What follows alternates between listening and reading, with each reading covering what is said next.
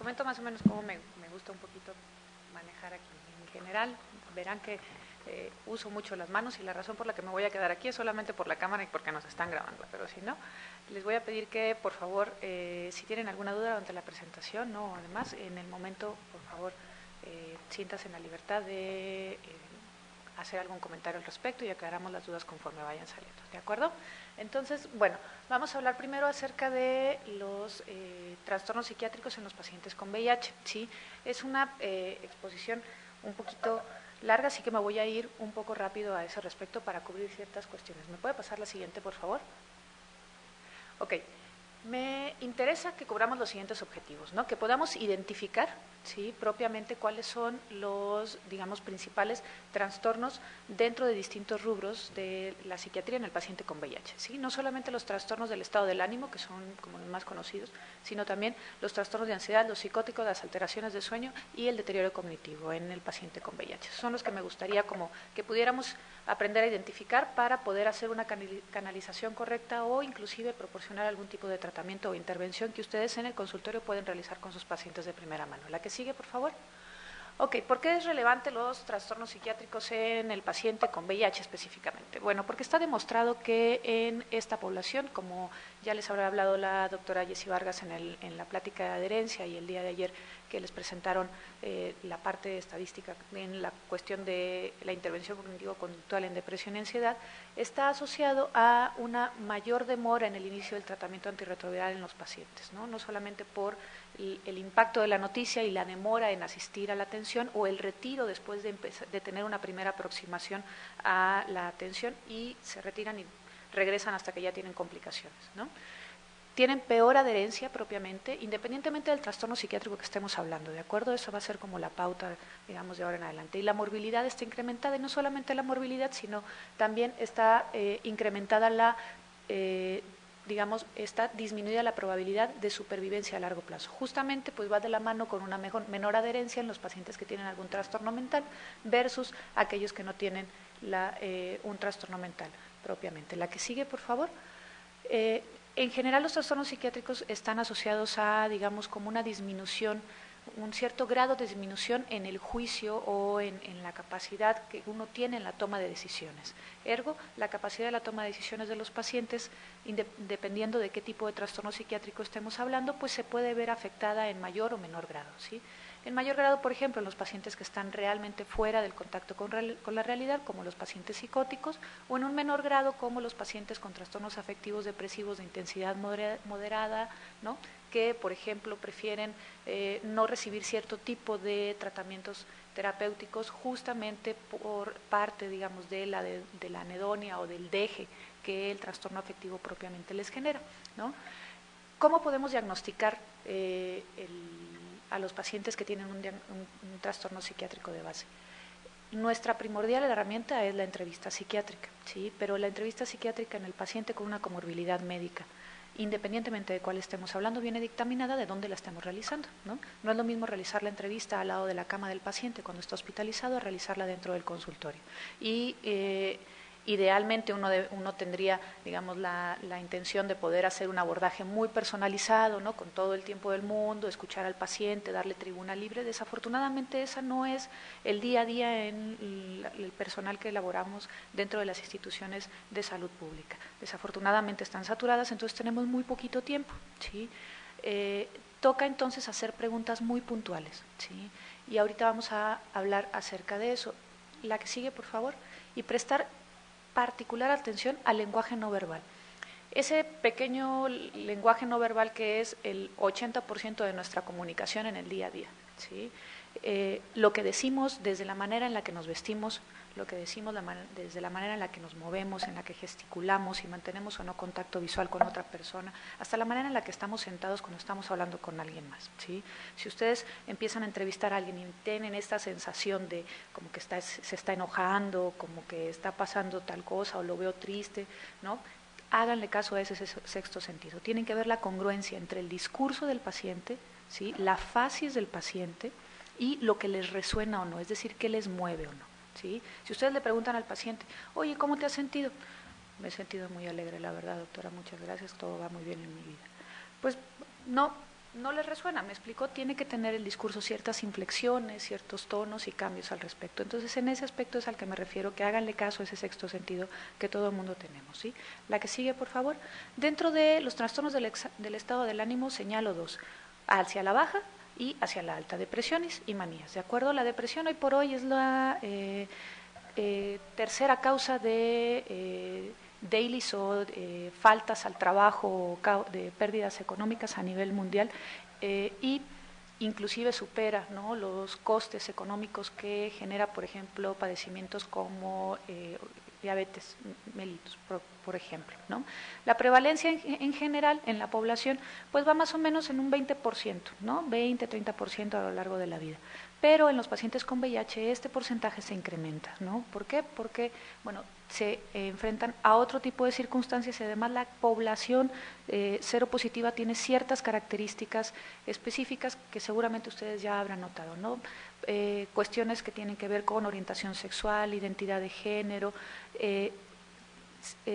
suelen tener mayor frecuencia de antecedente de abuso sexual en la infancia o experiencias de violencia intrafamiliar que han dejado huella también en la manera que tienen la infraestructura de personalidad de los pacientes. La que sigue, por favor. Entonces, pero bueno, ¿cómo podemos uno identificar, ¿no?, si un paciente está deprimido o no está deprimido, qué es tristeza, qué es depresión, ¿no? Imaginémonos tres esferas, ¿no? Una esfera cognitiva, una esfera afectiva y una esfera neurovegetativa, ¿de acuerdo? En la esfera afectiva está, como lo menciona su propio nombre, ¿no?, el afecto, el sentimiento, ¿no?, la emoción. En la esfera neurovegetativa está todo lo que uno no puede controlar, el sueño, la energía, el apetito, el deseo sexual. En la esfera cognitiva está justamente la cognición, la atención, la concentración, ¿sí?, el proceso del pensamiento. Si el paciente sigue un discurso lineal, es decir, lo que uno le pregunta, el paciente lo contesta, ¿sí?, o si lo que uno le pregunta, el paciente empieza a contestar y se va por la rama y se va y se va y se va y regresa solito al punto, o uno lo tiene que traer porque el paciente ya se fue, ¿de acuerdo? Entonces, el balance entre esas tres esferas, ¿sí?, es lo que dictamina, ¿no?, y la presencia de las alteraciones con una permanencia en tiempo, ¿sí?, y una cierta intensidad que genere disfunción es lo que dictamina que un paciente pueda tener un diagnóstico de depresión versus simplemente a una reacción que cualquiera presentaría ante un estresante externo, ¿de acuerdo? Pero aquí tenemos un bemol, tenemos un paciente médicamente enfermo que puede estar fatigado o que puede estar desconcentrado por el propio proceso de base, ¿sí?, médico de base. Entonces, toca tener mucha cautela en la evaluación de cada uno de estos aspectos para saber si el paciente no cumple o no criterios para un trastorno afectivo depresivo. ¿Por qué? Porque a final de cuentas eso de primera instancia puede dictaminar si uno da el tratamiento farmacológico para el episodio afectivo o no, y si ese tratamiento pues va a funcionar o no. Si no está indicado, pues no vamos a obtener ningún beneficio y más bien arriesgamos al paciente a recibir un tratamiento que a final de cuentas va a incidir en la neurobiología cerebral, ¿de acuerdo? Entonces, digamos, puntos claves a preguntar en los pacientes en cuanto al estado afectivo, ¿sí? Uno, no solamente el estado de ánimo, el estado del ánimo es distinto de, digamos, la emoción transitoria. El estado del ánimo es la permanencia, lo constante a lo largo del día. No solamente el me siento alegre porque me felicitaron, no, yo me siento triste porque entonces vi una película y me recordó algo, pero en general recupero mi estado basal. Entonces, el estado de ánimo estamos hablando de lo que predomina casi todo el día, casi todos los días, durante al menos 2 o 3 semanas consecutivas, ¿de acuerdo? Sí tiene que ser un periodo mayor a 2 semanas. La anedonia es la capacidad de uno experimentar placer, satisfacción, disfrute de lo que uno hace, de nuestro trabajo, de sentarnos a ver la tele, de quedarnos en cama a descansar. Entonces, toca preguntar si uno se queda en cama en la mañana, ¿no?, pereceando rico, ¿no?, porque uno lo disfruta, o uno se queda en la cama porque uno no ve razón para salir de la cama. ¿Para qué salir? ¿Me explico? Entonces, son puntualidades como muy específicas al respecto. ¿La que sigue? Ahora, una vez que nosotros identificamos al paciente, ¿no?, podemos canalizarlo a una atención, pero también podemos realizar una intervención hoy por hoy nosotros en nuestro consultorio, ¿sí? Específicamente el tratamiento dentro de cualquier tipo de trastorno psiquiátrico en el paciente con VIH tiene que ser muy personalizado. ¿Por qué? Porque cada uno de los antidepresivos son distintos, cada uno de los psicofármacos son distintos y tienen particularidades y tienen efectos colaterales de los que podemos echar mano para nuestra ventaja, ¿sí? Y tenemos que conocer al paciente para saber qué tipo de fármaco podemos indicarle sin tener que arriesgarnos a que después, digamos, el remedio salga peor que la enfermedad. ¿De acuerdo? Objetivamente hablando, para tener una respuesta de un episodio afectivo depresivo, todos los antidepresivos hoy por hoy tienen la misma eficacia en pacientes con VIH. El punto es que elijamos muy bien cuál es el que vamos a utilizar, ¿sí? Entonces, ahí podemos echar manos de las interacciones farmacológicas. Todos los pacientes, por ejemplo, que están con darunavir o con ritonavir, en general la mayoría de ellos vamos a tener que utilizar dosis chiquititas de los fármacos menores a las que utilizaríamos en alguien que no tiene tratamiento antirretroviral. ¿Por qué? Porque con la interacción farmacológica la vida media de los psicofármacos se incrementa. Entonces la dosis que tenemos que usar es más chiquita. El paciente gasta menos, ¿no? Y nosotros utilizamos menos fármaco, por ejemplo, ¿no? Pero eso también tiene su contraparte. Tenemos interacciones en las cuales tenemos que cuidar justamente ese tipo de interacción, porque entonces el paciente, en lugar de poder tener el efecto benéfico más rápido, también tiene el efecto colateral mucho más rápido y la mayor probabilidad de presentar, por ejemplo, síndrome serotoninérgico, ¿sí? ¿La que sigue?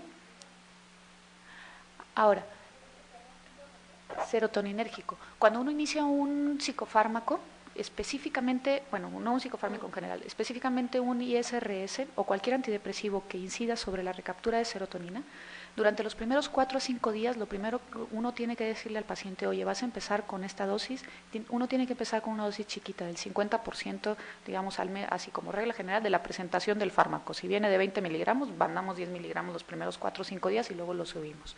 ¿Por qué? Porque al momento de dar el psicofármaco, el paciente puede presentar síndrome serotoninérgico. El bloqueo en la recaptura de serotonina se da de tal intensidad que de manera sistémica se genera justamente lo que se generaría si uno se inyectara serotonina vía intravenosa, ¿no? Entonces el paciente tiene diarrea, empieza con fiebre, puede tener crisis convulsivas, ¿no? Y eso llega a ser en más o menos un 10% de los pacientes hasta mortal. Entonces toca avisarle a los pacientes, oye, te voy a iniciar este medicamento, lo vas a tomar de tal manera, lo vamos a empezar poquito a poquito, no vas a sentir nada los primeros días que lo vas a estar tomando, eso es normal, es esperado, ¿no? Pero necesitamos empezarlo de esta forma porque si no te va a caer pesado. Señales de alarma, que empieces con fiebre, que empiecen con, por ejemplo, trismus, ¿no? Que empiecen con calambres o con diarrea propiamente, ¿no? Pueden tener tránsito acelerado los primeros días del tránsito gastrointestinal, eso no es mayor problema, pueden tener una sensación de pesadez de la nuca, ¿no? Un poquito de rigidez, y eso es pasajero, eso es como algo lo más usual, pero no lo otro, ¿no? Entonces sí toca estar al tanto de ese aspecto. Por eso toca cuidar las interacciones farmacológicas, por ejemplo, con aquellos que nos eleven los niveles. Entonces, en lugar de empezar, por ejemplo, si tengo un paciente que tiene ritonavir dentro de su esquema, ¿no? Entonces le voy a mandar fluoxetina. Fluoxetina tiene la gran ventaja que es buena, bonita y barata y dura bastante en el organismo. Da un metabolito que es la norfluoxetina, que es metabólicamente activo y dura 15 días en su vida media.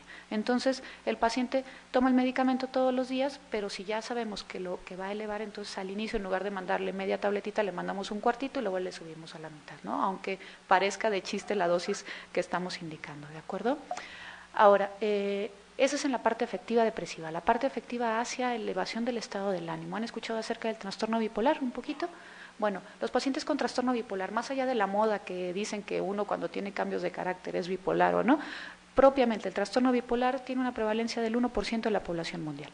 Pero tenemos aquí dos vertientes. Uno, el paciente con trastorno bipolar que desjuiciadamente en los periodos de manía cursa con hipersexualidad y con fallas de juicio y adquiere la infección, ¿sí? O el paciente con VIH, que cuando damos tratamiento, ¿sí? O por el VIH per se, aunque no demos el tratamiento antirretroviral todavía, genera episodios de manía secundaria, ¿sí? Secundaria al fármaco o secundaria al VIH propiamente. ¿Cómo identificamos al paciente que se encuentra en manía? El paciente que se encuentra en manía está acelerado, es todo lo contrario de los episodios afectivos depresivos, está con muchísima energía, está taquipsíquico, está verborreico, es decir, habla muy rápido, tiene lluvia de ideas, cambia de un lado para otro, en general tiene planes de hacer muchas cosas y tienen conductas desjuiciadas a ese respecto, suelen tener mayores gastos, ¿sí?, económicos, se pueden endeudar. Ese es como el paciente, y duermen muy poquito. Un cambio de un día para otro de más de 3 a 4 horas en el horario de sueño que uno tenga, no porque uno en esa noche esté preocupado, sino porque uno tenga tanta energía que no pueda dormir, que nos prendan lucecitas amarillas, ¿de acuerdo? La que sigue, por favor. Pero la presentación, la que sigue, la presentación de sintomática de las manías primarias, pacientes con trastorno bipolar puro versus las manías secundarias, paciente que no tiene trastorno bipolar, que le dio VIH y que ya sea secundario al antirretroviral o secundario al VIH per se, nos hace un episodio de manía, son distintas. El paciente con trastorno bipolar puro tiene una presentación un poquito más, vamos a decirlo así, eufórica o jocosa, ¿no? Es más la presentación sindromática hacia un paciente como con buen estado de ánimo, un poquito disfórico, enojón, sí, pero no suele cursar con alucinaciones visuales. No así los pacientes con VIH, ¿sí? Los pacientes con VIH o manías secundarias suelen cursar con síntomas que uno no vería en los pacientes psiquiátricos puros propiamente. Una mente brillante en donde veía como las figuritas y demás, bueno, eso no ocurre en psiquiatría. Lo que ocurren son las voces, ¿sí? Lo que ocurre es la sensación de persecución. En general uno no ve, eso nos habla de que hay algo más, una lesión focalizada, alguna neuroinfección, algo más que está generando que el paciente tenga, por ejemplo, visiones, ¿sí? Entonces, los pacientes con VIH que hacen manía, ¿sí?, reitero, no pacientes con trastorno bipolar premórbido, suelen ser más agresivos y tienen una estructura de los delirios un poquito más paranoide que aquellos que solamente tienen TBP puro, ¿sí? La que sigue, por favor. La que sigue. Ok, trastornos de ansiedad, digamos, dos categorías generales, ¿no? Una, la ansiedad aguda o reactiva, que es la que yo tengo cuando me dan la noticia o cuando espero mis resultados de carga viral CD4 si no son los que yo esperaba, o cuando empiezo a notar que estoy deteriorándome, ¿sí? O cuando tengo que lidiar con las implicaciones de lo que significa tener VIH, me corrieron de la casa, o mis amigos me dejan de hablar, o qué tal si ya no voy a encontrar pareja en un futuro porque si voy a tener o no voy a tener apertura del diagnóstico, demás. Esto es algo que puede mejorarse con consejería y con una buena orientación dentro del consultorio y no amerita en ningún punto un tratamiento farmacológico, ¿de acuerdo? La que sigue. Pero si estamos hablando de un trastorno de ansiedad per se, que empieza a generar una disfunción en la vida del individuo, que empieza a ser la pauta a lo largo, reitero, de casi todo el día, todos los días, durante al menos 2 semanas o más, entonces sí empieza a tener un impacto demostrado en el apego al tratamiento, en la calidad de vida del individuo y el apego a las indicaciones médicas que nosotros tengamos. La que sigue. El trastorno de ansiedad más, digamos, como más frecuente dentro de VIH es el trastorno de ansiedad generalizada.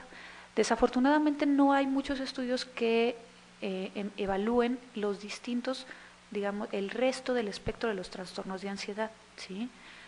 Entonces, estadísticamente no les puedo hablar de datos, digamos, duros con respecto a lo que está reportado en la literatura, porque no hay muchos reportes, pero los pacientes suelen cursar con, tenemos desde el paciente con trastorno por estrés postraumático, cuando le preguntamos si fue abusado sexualmente en su infancia o recientemente, y nos topamos con pacientes en un porcentaje nada desdeñable, ¿sí?, que tienen trastorno por estrés postraumático, es decir, se queda el recuerdo fijo, viene solito, vienen flashbacks, no es solamente recordar, sino es como si uno regresara en el tiempo y reviviera otra vez el momento, ¿sí? Entonces no solamente recuerdo que abusaron de mí o que me violaron, sino vuelvo a sentir el miedo, empiezo a tener taquicardia, sensación de opresión torácica, no puedo respirar, empiezo a temblar, tengo diaforisis, empiezo a estar taquimneica, ¿me explico? Entonces no es solamente recordar, sino revivir, ¿sí?, sin que uno lo evoque, viene solito ante detonantes. Hay mayor trastornos de dolor en los pacientes con trastorno por estrés postraumático, independientemente de la población que estemos hablando. Con VIH y neuropatía, pues entonces la percepción del dolor es mayor en aquellos con comorbilidad psiquiátrica que en aquellos sin comorbilidad psiquiátrica. Los trastornos de angustia también son muy frecuentes. Trastornos de angustia, entiéndase crisis de angustia que vengan una y otra vez, ¿sí? Durante al menos un periodo de 6 meses y que pueden o no dejar agorafobia, es decir, que pueden o no venir acompañadas de tengo miedo de estar en un lugar en donde, ¿qué tal? Si me da una crisis, yo no puedo recibir ayuda. Suelen ser lugares encerrados, suelen ser lugares concurridos. Es decir, no me puedo subir al metro, no me puedo subir al pecero, porque ¿qué tal si me da? Entonces no puedo salir de casa si no voy acompañado, porque ¿qué tal si me da en la calle? Y entonces no tengo quien me asista, ¿de acuerdo? La que sigue, por favor. La que sigue. Ok, algo que se me olvidó mencionar en el pasado. No es nada raro que los pacientes con VIH empiecen con ideas, sobre todo obsesivas y comportamientos compulsivos relacionados a la limpieza y contaminación, ¿sí? Reciben el diagnóstico de VIH y entonces dicen, híjole, mis defensas están muy bajitas o tal, y entonces empiezan con ideas que pueden cumplir el criterio de una idea obsesiva. Idea obsesiva, entiéndase, una idea repetitiva, viene una y otra vez. Ansiogénica, me genera ansiedad, me genera disconfort. Ego distónica, no la quiero tener y aún así viene, ¿sí? Y intrusiva, yo no la estoy evocando, viene solita, ¿de acuerdo? Es como cuando a uno se le quedaba grabado un pedacito de canción y venía el pedacito de canción y uno dice, bueno, ¿por qué lo tengo acá? ¿No? Entonces, esas son las 4 características, ¿no? Ansiogénica, repetitiva, ego distónica e intrusiva.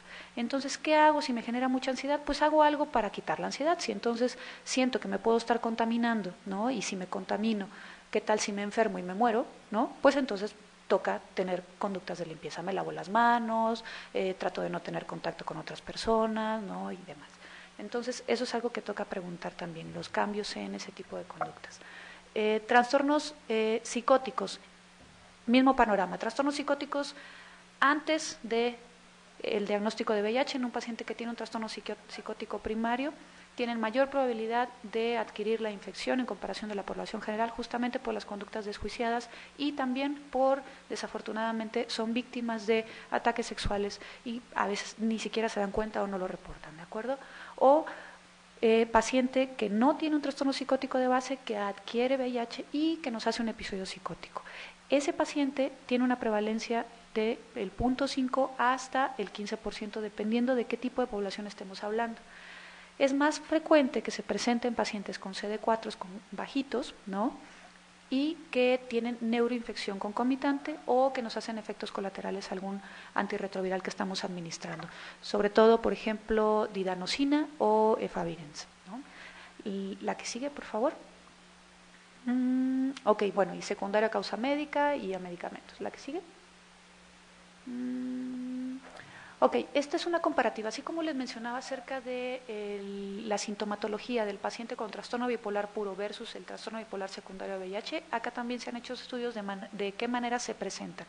Y al igual que en el paciente con trastorno bipolar, el paciente con VIH que hace un episodio psicótico que no era un paciente psiquiátrico previo, igual tiene mayor frecuencia de alucinaciones visuales, ¿sí? Y suelen ser un poco más agresivos en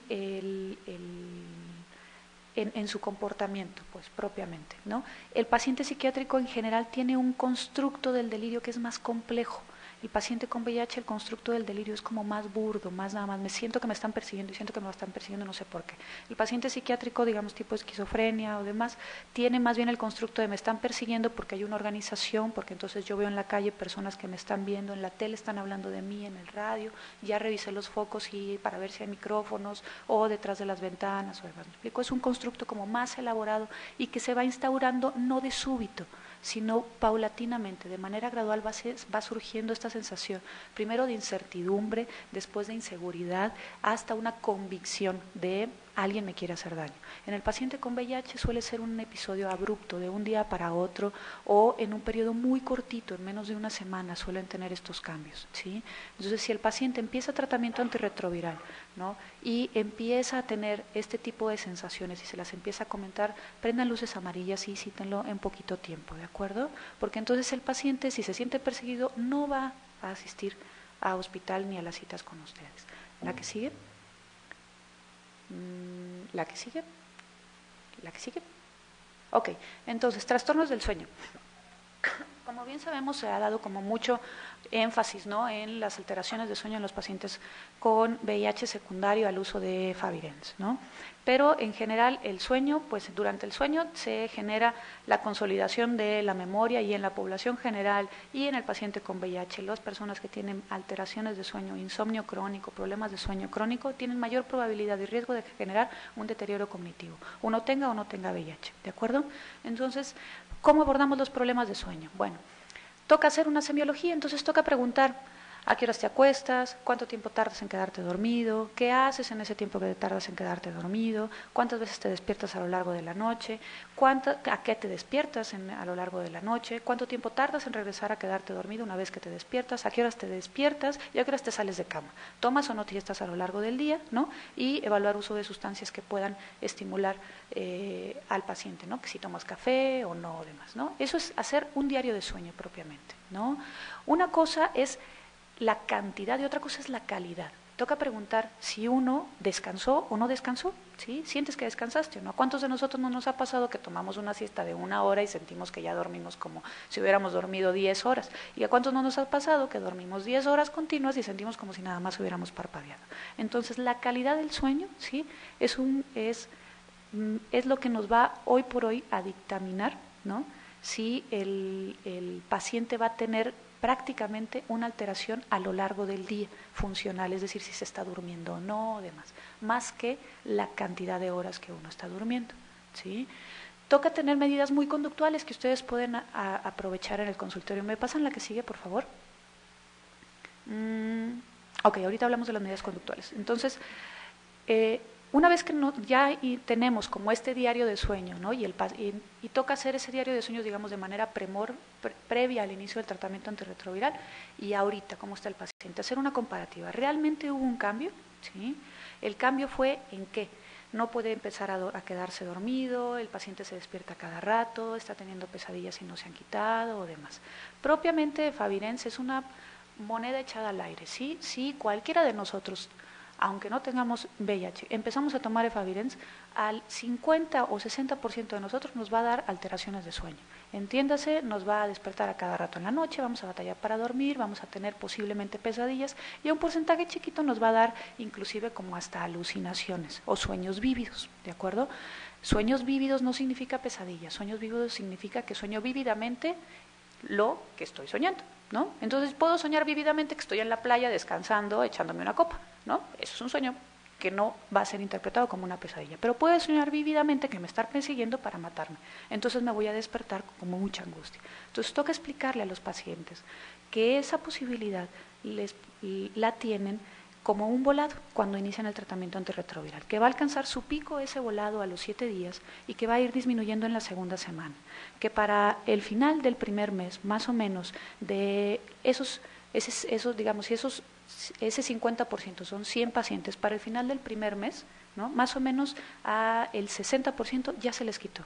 Para el final del segundo mes, más o menos de los 40, el 40% que quedaba, a otro 20% ya se le quitó.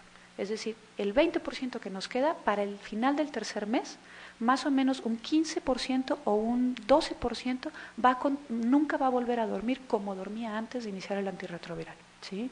Pero solamente un 2 a un 4% va a tener que ser cambiado el tratamiento antirretroviral porque de plano las alteraciones de sueño no se pueden compensar ni siquiera con el tratamiento que uno le mande, ¿de acuerdo? No existe una guía hoy por hoy para tratar las alteraciones de sueño asociadas al antirretroviral en el paciente con VIH, ¿sí? No la hay. Existen varias opciones, uno puede utilizar benzodiazepinas, pero ojo, uno no puede utilizar benzodiazepinas en pacientes que tengan problemas de dependencia o de abuso de sustancias, porque entonces pues uno le está dando una sustancia más con la cual pudieran generar una dependencia. Entonces toca utilizar alternativas, dosis chiquitas de antipsicóticos que sean muy somníferos, antihistamínicos, inductores del sueño no benzodiazepínicos, parientes de las benzodiazepinas como Zolpidem.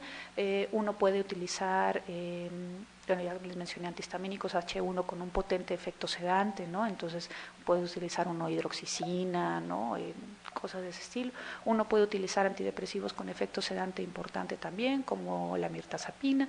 Entonces, la elección que uno va a tener va a depender del perfil del paciente que tengamos enfrente, ¿sí? La que sigue.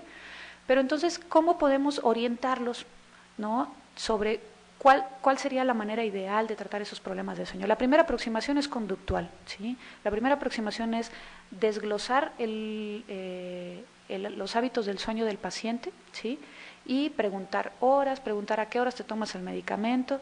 Toca separar efavirenz de los alimentos en la medida de lo posible, porque está demostrado que se absorbe más rápido en presencia de alimento, y las alteraciones de sueño, aunque no las tenga de manera permanente, esa noche, si se lo toma con alimentos, se puede presentar esa noche una alteración de sueño de manera aislada, es posible. Entonces toca decirle que lo separe de la toma del medicamento. Y en la medida de lo posible, cuando inicien el tratamiento antirretroviral, pregunten por la rutina del paciente, y ahí me voy a meter un poquito en la adherencia. Toca hacer que el paciente asocie a una actividad que ya haga todos los días la toma del medicamento.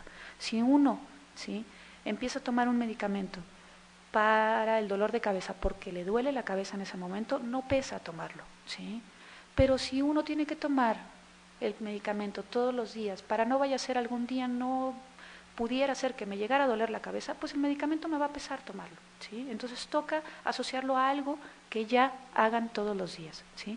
Pregúntenle, todos los días te lavas los dientes antes de dormir, todos los días te bañas antes de dormir, todos los días te pones alguna crema, todos los días lees algo. Bueno, a eso asocien la toma del antirretroviral para que el paciente lo empiece a generar ya más bien como una memoria más de índole inclusive motor, como un engrama. ¿Cuántos de nosotros no empezamos a bañarnos y ya no, de repente terminamos de bañarnos y no nos acordamos siquiera si concientizamos que nos lavamos el cabello, ¿no? Entonces, es un tipo de memoria motora que podemos echar mano de ella de esa forma, con cosas que el paciente ya tenga, ¿de acuerdo?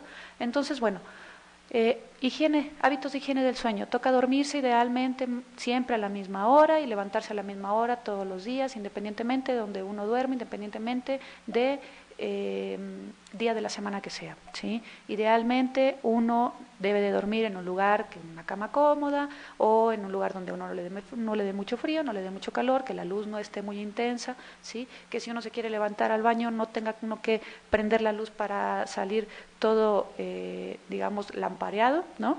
Porque eso sí influye en la secreción de melatonina a lo largo de la noche. Si uno se acuesta y entonces tarda en quedarse dormido, ¿qué es tardarse? ¿Qué es insomnio? Oye, pues es que yo batallo porque me tardo 10 minutos. ¿Eso es insomnio, sí o no? No. Insomnio, bien definido, me tardo más de 30 minutos a partir de que me acuesto con la intención de dormir, me apago luces, cierro libro, apago tele y me tardo más de 30 minutos en promedio por noche, no solo una noche, sino una tras otra, eso es insomnio inicial.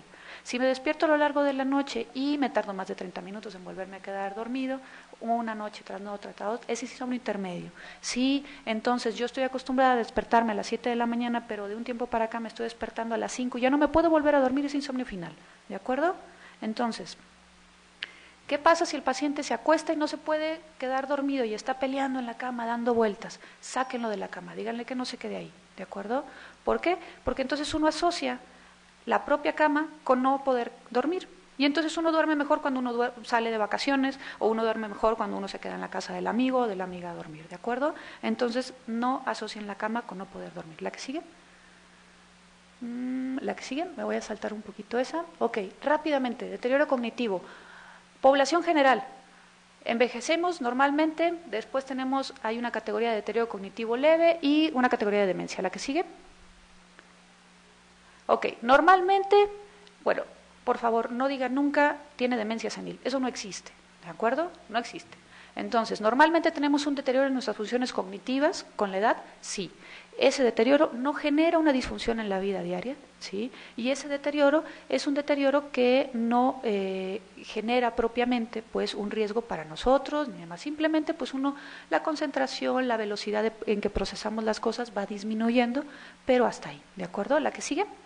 Deterioro cognitivo leve ya es una alteración, tenemos un deterioro no solamente en la memoria, sino en otras funciones cognitivas más allá de 1.5 desviaciones estándar con respecto a lo que uno esperaría para la escolaridad, ¿sí?, de la persona. Eso es algo bien importante y para la edad, ¿ok? Son esos los dos ajustes que tenemos que hacer. Esto es en población normal. La que sigue, ¿cuántos de esos deterioros cognitivos leves se hacen demencia? 6 a 25%, 12 a 15 en promedio, más o menos. Y entonces podemos tener un deterioro cognitivo leve, amnésico o no amnésico, y dependiendo de cuál tengamos, si es unidominio o unifunción o multifunción, es decir, solamente una función cognitiva o más de dos, ¿sí? Entonces depende a qué tipo de demencia va a evolucionar. Eso es en la población general. La que sigue, pero en la población con VIH, ¿qué sucede? Tenemos 3 categorías. El deterioro cognitivo leve en la población, digamos, general sin VIH, se divide en 2 en la población con VIH. Que es la alteración neurocognitiva asintomática asociada a VIH, es decir, el paciente tiene una alteración cognitiva, un deterioro cognitivo demostrado, ¿sí? Por alteración de 2 o más dominios, ¿sí? Con una desviación estándar en los dominios que están enlistados ahí. Es decir, el paciente no tiene necesariamente que tener una alteración en la memoria para tener un deterioro cognitivo, ¿de acuerdo? Y eso no genera una alteración, pasa desapercibido, pero ahí el paciente ya está catalogado como, o el paciente que entra dentro de lo que ustedes pueden leer en los artículos, como un deterioro cognitivo asociado a VIH. La que sigue. La otra división dentro del deterioro cognitivo leve de la población general en el paciente con VIH es esto, es la alteración neurocognitiva moderada asociada al VIH. Lo mismo, una desviación estándar, lo mismo, 2 o más dominios, pero aquí ya empieza a generar una disfunción, ¿de acuerdo? La que sigue, demencia asociada a VIH, exactamente lo mismo, pero ahora la intensidad es de 2 desviaciones estándar con respecto a la que uno esperaría, ¿de acuerdo? Entonces quedamos en claro, deterioro cognitivo leve en la población general y demencia. En VIH tenemos el neurocognitivo, digamos como silente, ¿no? Y el que está mínimo motor, ¿sí? La que sigue. ¿Cómo lo debemos de abordar? ¿Sí? Pásenme la que sigue, por favor. En el paciente con VIH, toca ir aplastándole, por favor. ¿Sí? En el paciente con VIH necesitamos varias veces, ¿eh?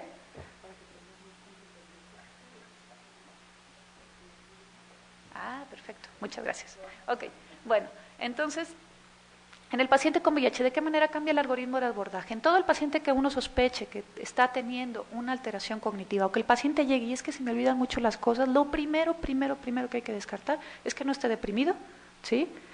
Que no esté ansioso, porque eso genera una pseudodemencia, un proceso pseudodemencial que no tiene un correlato propiamente con el deterioro cognitivo de los pacientes propiamente que están evolucionando hacia un proceso de demencia, ¿de acuerdo? Entonces, toca ver que no esté deprimido, que no esté ansioso.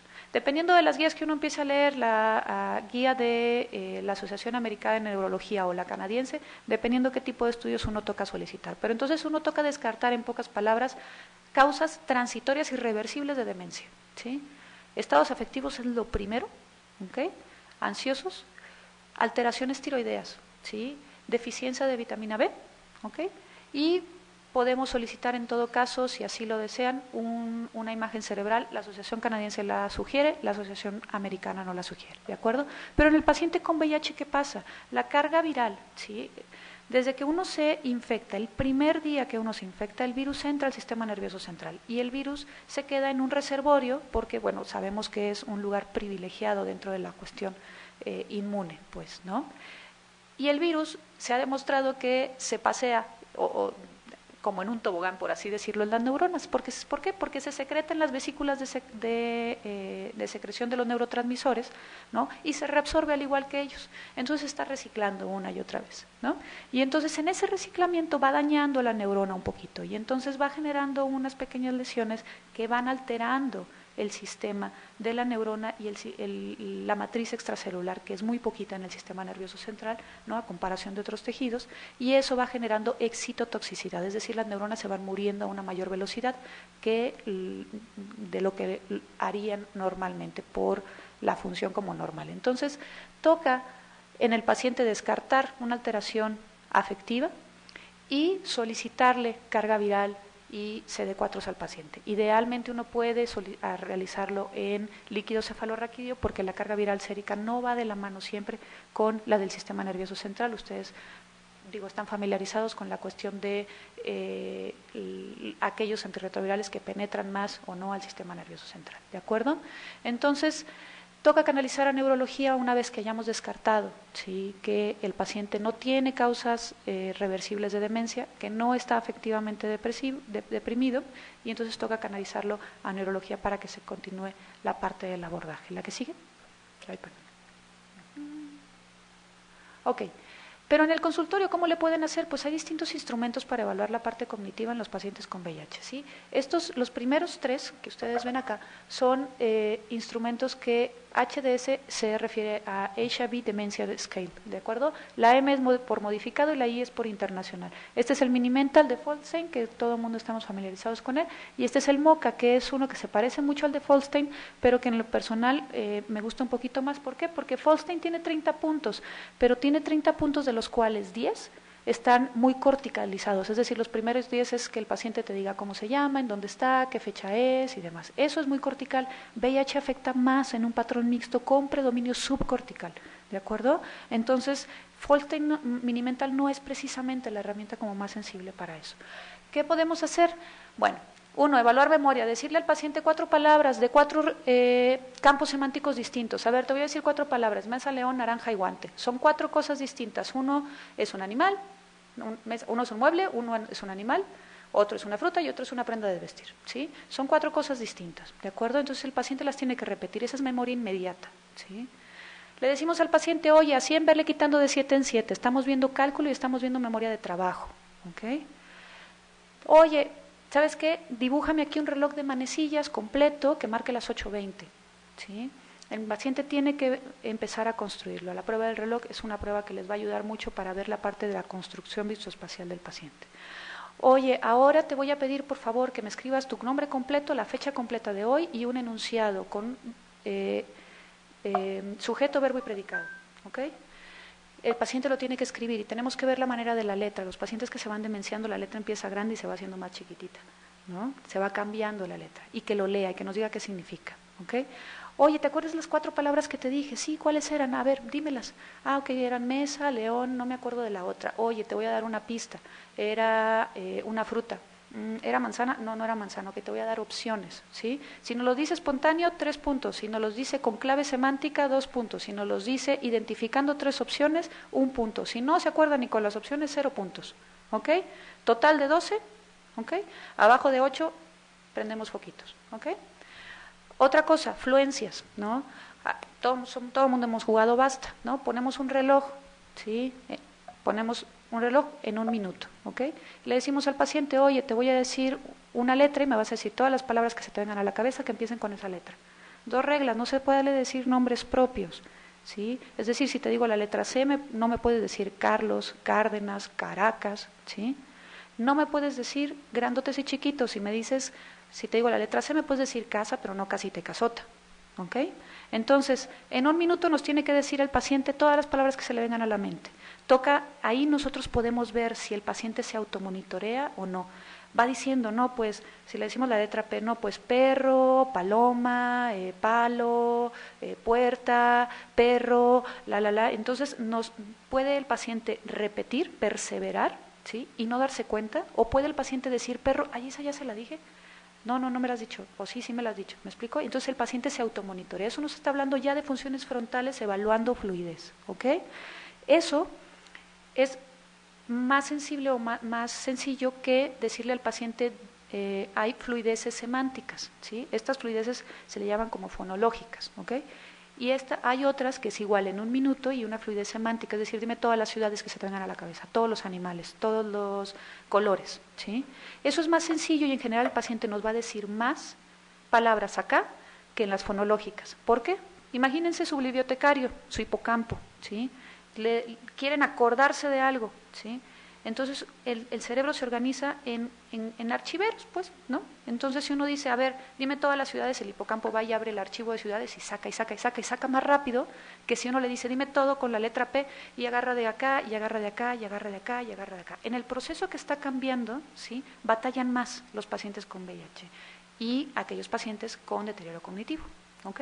Entonces, tiene que decirnos al menos por muy bajita la escolaridad, 10 a 15 por minuto, por muy bajita, aunque no tenga grado de escolaridad, ¿de acuerdo? Ok, Entonces, otra, última, cuestiones motoras. ¿Se acuerdan? El segundo rubro de deterioro cognitivo en VIH implicaba lo motor, ¿no?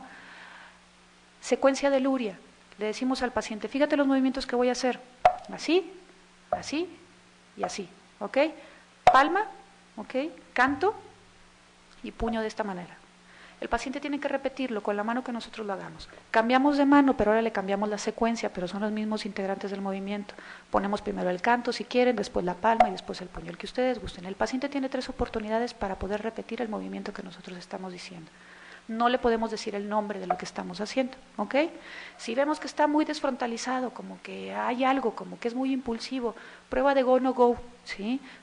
Se puede hacer de 2 maneras. Podemos decirle, cuando yo dé una palmada, tú vas a dar una palmada suavecita, tú vas a dar una fuerte. Cuando yo dé una palmada fuerte, tú vas a dar una suavecita. O cuando yo te enseñe un dedo, tú me vas a enseñar un puño. Cuando yo te enseñe un puño, tú me vas a enseñar un dedo, ¿de acuerdo? El paciente tiene que irse frenando y estar monitorizando, ¿ok? La que sigue. Ok, estos son simplemente para ver como las diferencias entre el patrón cortical y subcortical. VIH tiene un predominio por el subcortical. ¿La que sigue? Ok, y ya por último, ¿qué tan frecuente es lo del deterioro cognitivo? Bueno, hoy por hoy, afortunadamente, con el tratamiento antirretroviral, la incidencia de demencia, ojo, demencia solamente asociada a VIH es menor. Es decir, por año, la cantidad de casos nuevos de demencia por VIH es menor. Pero, como viven más los pacientes con el tratamiento antirretroviral, la prevalencia, el corte transversal, ¿sí?, de el deterioro cognitivo, no solamente la parte de demencia, sino los otros 2 rubros que venían antes, es mayor. Hasta el 50-60% de los pacientes con VIH hoy por hoy tienen alguna alteración cognitiva demostrada dentro de una de estas 3 categorías de deterioro cognitivo, ¿de acuerdo? Entonces tenemos menor incidencia, mayor prevalencia. Okay. Y esto es por estadios clínicos, me lo voy a saltar porque ya voy sobre tiempo. Entonces, conclusiones. Utilicen el régimen más simple de tratamiento para los pacientes, ¿sí? Utilicen dosis menores de las que están en las guías usualmente. Estén alerta de efectos colaterales, monitoricen la interacción farmacológica de los medicamentos que tiene el paciente. Y en la medida de lo posible, no usen medicamentos con mucho efecto anticolinérgico. ¿Por qué? Porque el efecto anticolinérgico lo que hace no solamente secar boca, no solamente es estreñir al paciente, sino es dejarlo más inatento, ¿sí? Y con mayor posibilidad de que si ya tiene un deterioro cognitivo de base, tenga mayores problemas para acordarse de tomar sus medicamentos o para acordarse de lo que toca hacer, ¿de acuerdo? Muy bien, listo. ¿Tenemos un descansito? Yo creo que sí.